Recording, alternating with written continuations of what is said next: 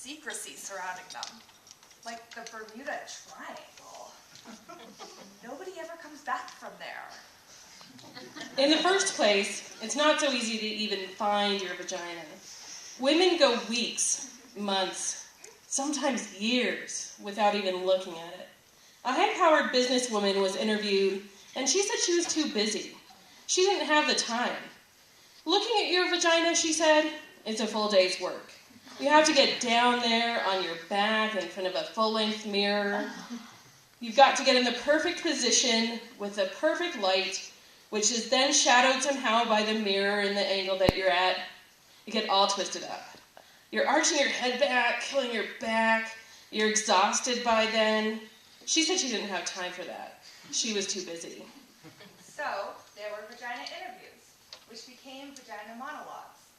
Over 200 women were interviewed.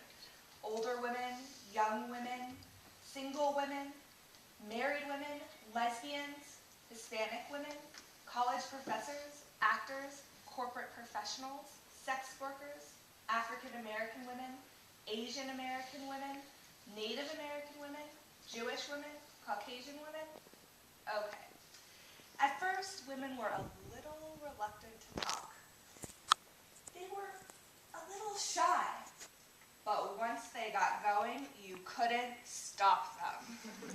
Women secretly love to talk about their vaginas. They get very excited, mostly because no one's ever asked them before. Let's just start with the word vagina. Sounds like an infection at best, maybe a medical instrument. Hurry, nurse, get me the vagina. Vagina. Vagina. Doesn't matter how many times you say it, it never sounds like a word you want to say. It's totally ridiculous, completely unsexy. If you use it during sex, darling, could you stroke my vagina? You kill the act right there. We were worried about vaginas, about what we call them and don't call them. In Great Neck, New York, they call it a pussycat. A woman there said that her mother used to tell her, "Don't wear panties underneath your pajamas, dear. You need to air out your pussycat." In Westchester, a pookie. In New Jersey, a twat. There's a powder box, a poopy, a peepee, a punani, a peach. Toady, Dee-Dee, Nishi, Dignity, Monkey Box. Coochie snorcher, cooter, labe. Gladys Siegelman. B.A., wee-wee, horse spot, nappy dugout.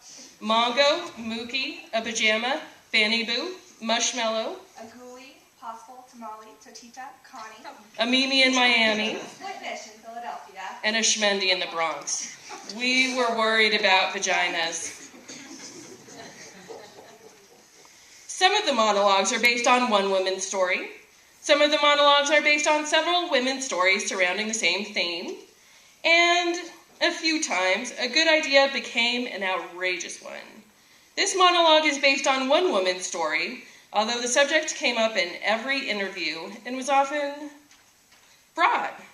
The subject being hair.